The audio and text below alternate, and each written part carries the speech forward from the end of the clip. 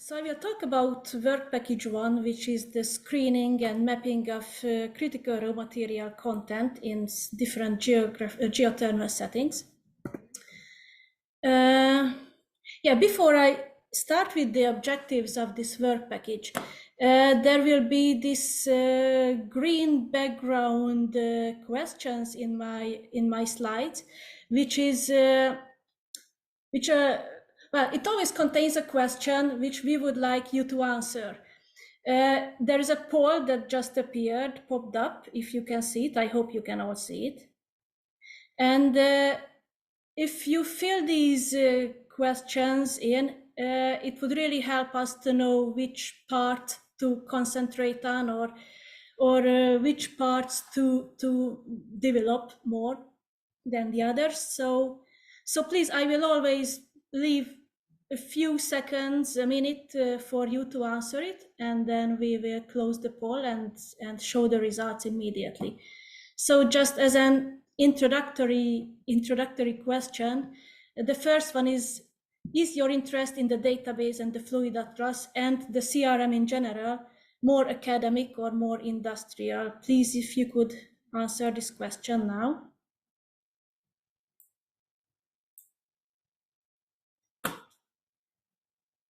Yeah, it seems that almost half-half, but a bit more academic interest. Thank you very much for your replies. So back to the objectives. So we mainly have three main objectives in work package 1.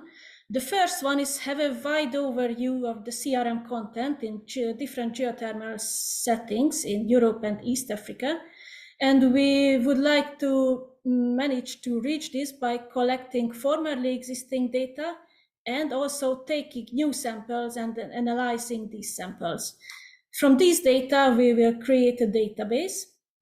And after the database has been created, we will make this widely available through like an interactive map platform, which will be the Fluid Atlas. And it will be available the users to query the data and also to look at the data in a map setting. I will talk about this a bit later. And our third objective is to find a relation between the CRMs and some major anions and cations in fluids in different geographical settings. And this will be reached by an AI-based simulation tool, which Kelly will talk about later. So the first one is the data collection and database creation. As I already said, we will mainly have data from two sources, the formerly existing data and the new data by sampling and analytics. The formerly existing data comes from databases that already exist, like the Reflect database, which is the main source of our project here. And also the database, we also use the databases of other former geothermal projects like the Perform. The data also comes from articles, books, and technical reports that our partners provided. First, we created an Excel file as a data collection template with data on wells, fluids, rocks, scales, and gases. We prepared a detailed guideline for each attribute, but then later on we developed the web application as a data collection platform because it creates a more cleaner data set. This is the web application, collection platform, data collection platform. Here you can see up there, you can see the well, fluid, and rock data. You can either add data by importing an Excel file or just, I don't know, can you see my pointer? Yes. Okay, thank you. So you can also add new data like here.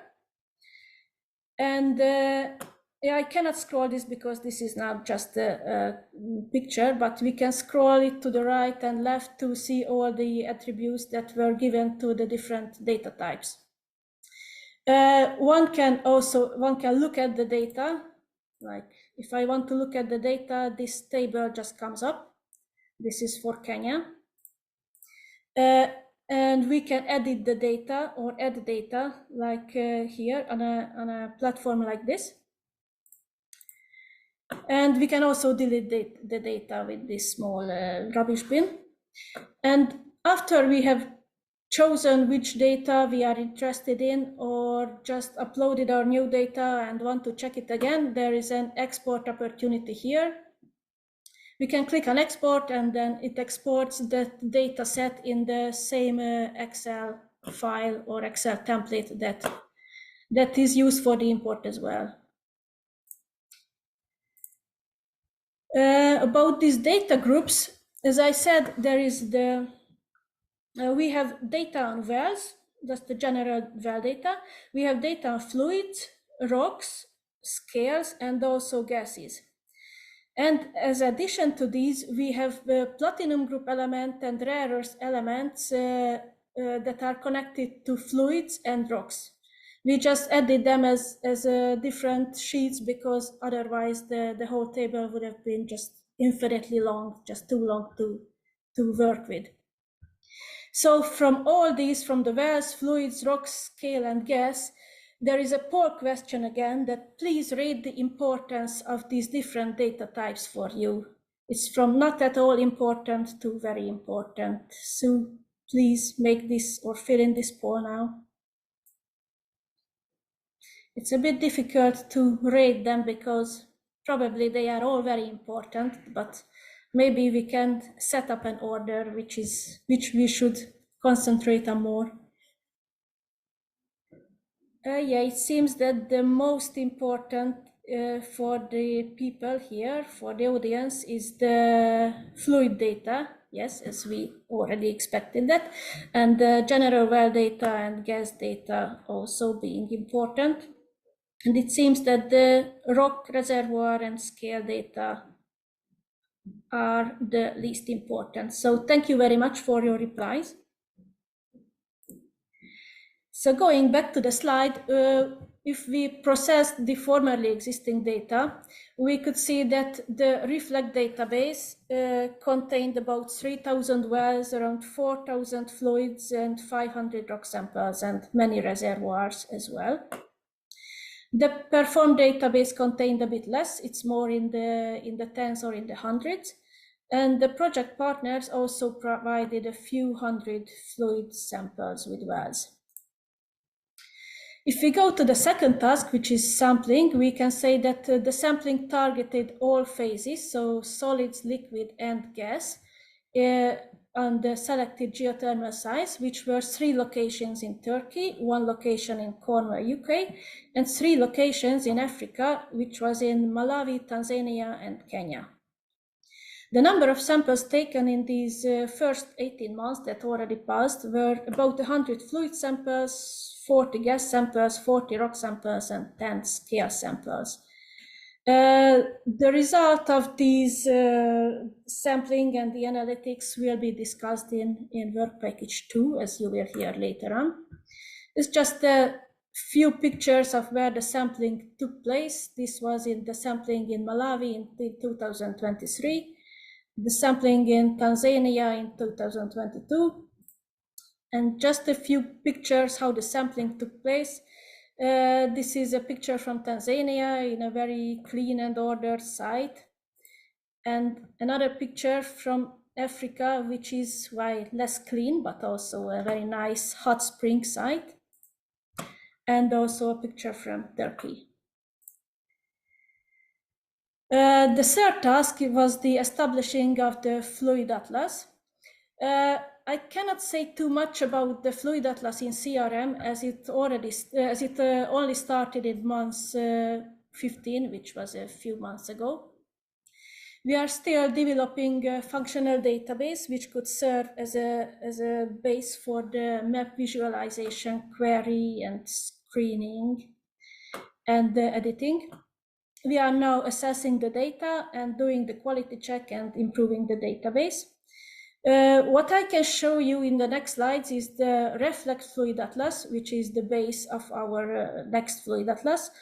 But the compared to the Reflect, the update will be simpler and faster, and we are planning to make the query tool more user-friendly as well. So this is the Reflect Fluid Atlas that you can see here. The base map is just an OpenStreetMap, or you can see the satellite image as well if you want to choose. It shows you the location of the wells. And to the left, you can see that you can make the query here to this left part. You can either select by attributes or select the data by draw. If you choose select by attributes, you can choose the attribute first, which is not that nice in the Reflect, but it will be more user-friendly in the CRM. You can choose the whatever you are interested in, anions, cations, other chemical or physical properties, anything. And you can choose if you want this attribute to be greater than, less than, or equal or not equal to the number you are interested in. For example, here we choose if you look at the selection, the query part to the left, you can see that the EH, the redox potential is greater than 100 and the pH is less than 7. We are interested, for example, in these wells. If you load this query into the query window to the left, in the right it will show us the wells that are true for this criteria. Anna, can I ask that somehow we finish with this presentation because we consume the time and Kelly will not have any time left to Okay, present. sorry. No worries. I have to apologize for that. I have checked the time. So just quickly, we can also zoom in to these places, and we can also select by draw. We can select either box or polygon. And here is the way to select by polygon, and just a quick poll again. What you could use a fluid atlas like this for? I will not read the questions because you can the answers because you can probably read them faster than I do. Okay, so rather have an overview of the geothermal wells in Europe and East Africa, which is a really good use of this fluid atlas. And yeah, and when we export the data that we selected either by attribute or by draw, this is the data set we get. And just a final question, that what would be useful as a final report of the query tool? Like the whole query data set, just the statistics of the data set, or both, or something other? Please reply.